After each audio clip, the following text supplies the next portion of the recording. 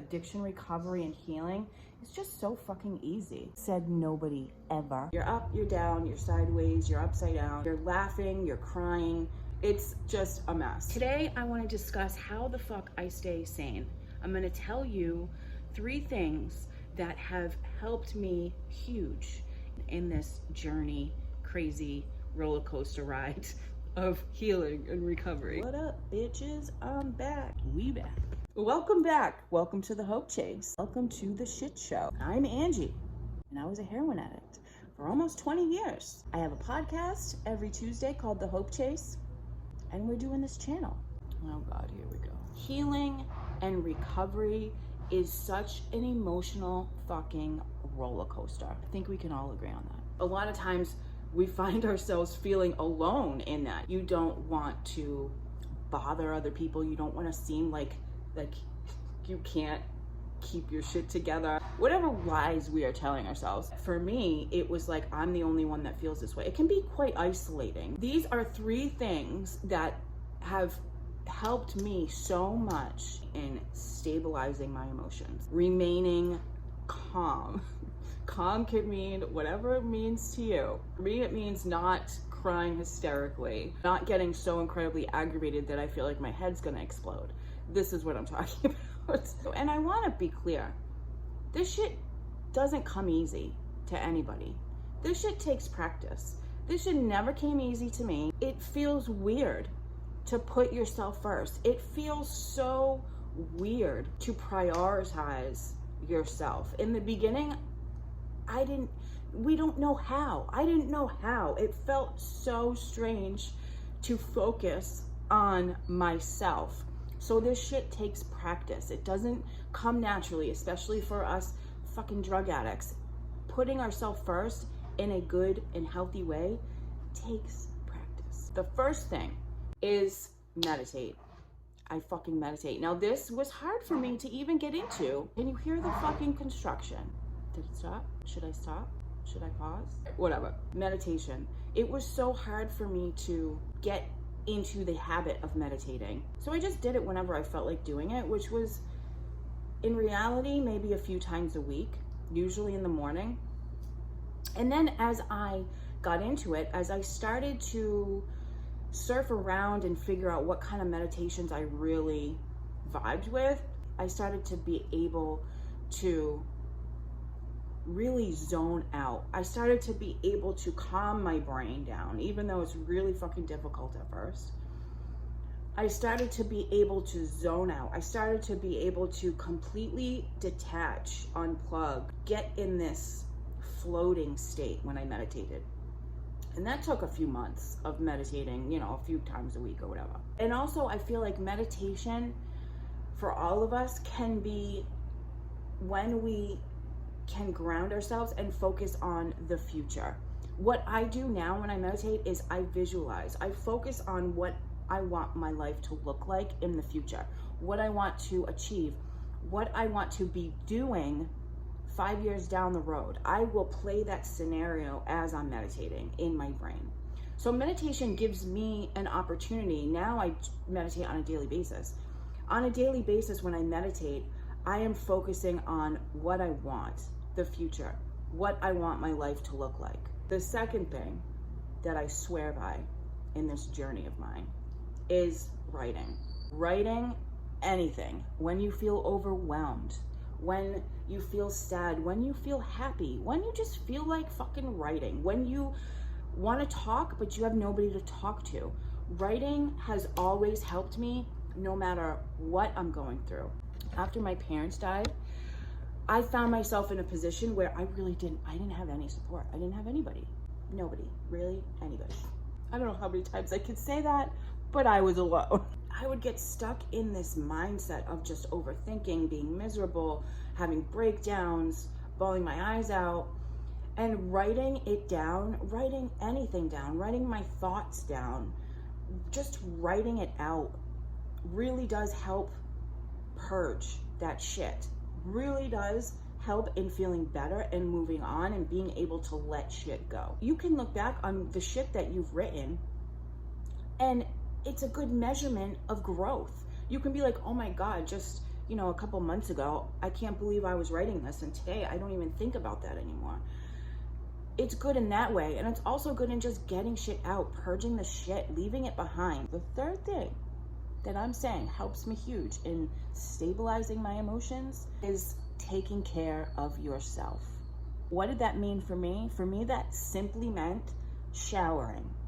For me, in the beginning of this journey, it was so difficult for me simply to just take care of myself. I wasn't cleansing myself. I wasn't eating. I wasn't sleeping. I wasn't doing anything to take care of myself, my body, my physical body. I was neglecting so fucking much. Focusing on literally physically taking care of myself gave me an opportunity to prove to myself that I could in fact put myself first, that I could take care of myself.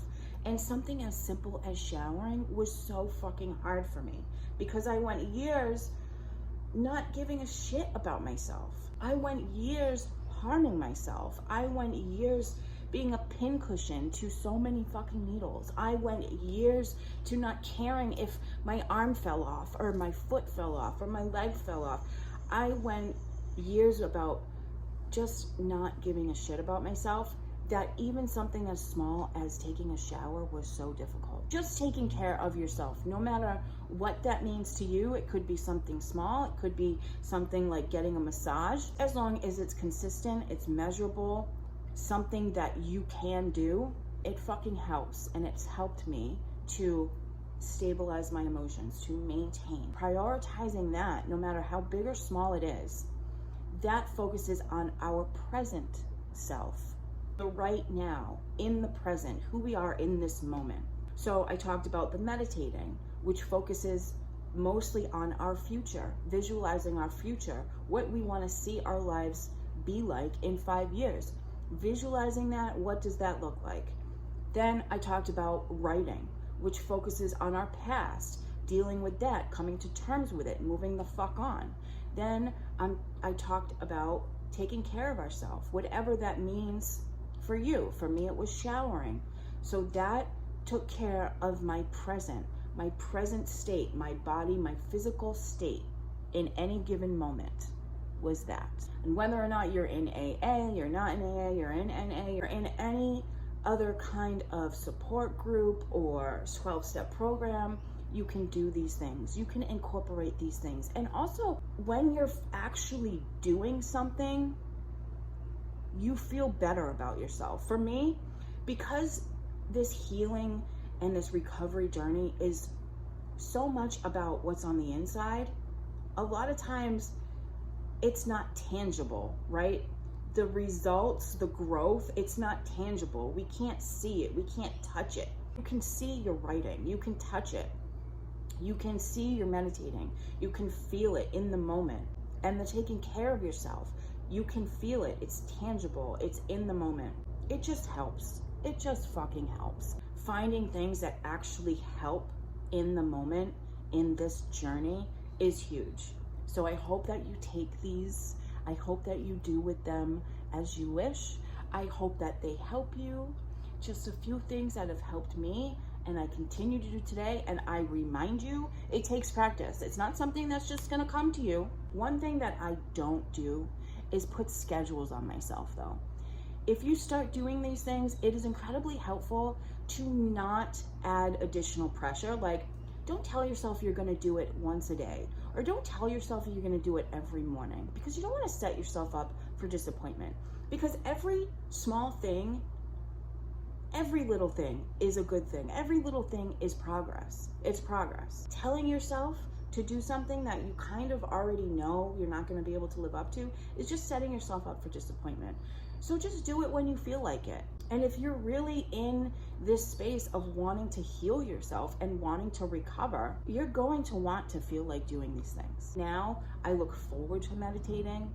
I look forward to writing. I've done so much work on myself. I started doing this work really just to heal my mindset. The rabbit hole that I continued to go down, the work that I was doing on myself, I slowly began to realize it was healing my addiction and all those things as well. So I found a way to do this on my own and without AA. I started doing a lot of work on myself, my past. I researched a shit ton of stuff. I didn't do it with AA. I did it all myself and I figured it out, and here I am, and everything's fucking amazing.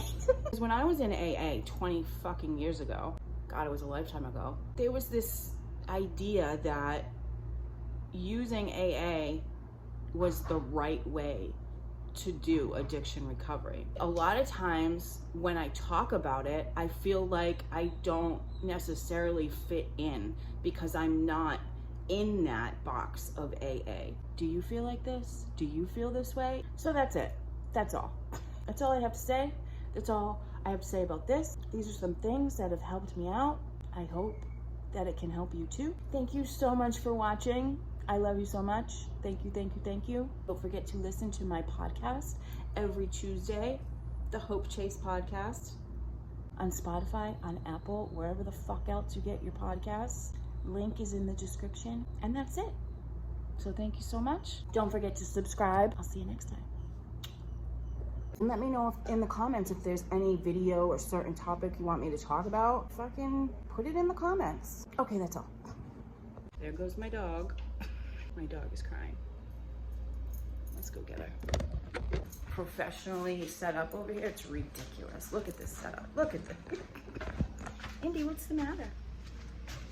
Let's let my dog in. Hi, baby. Say hi.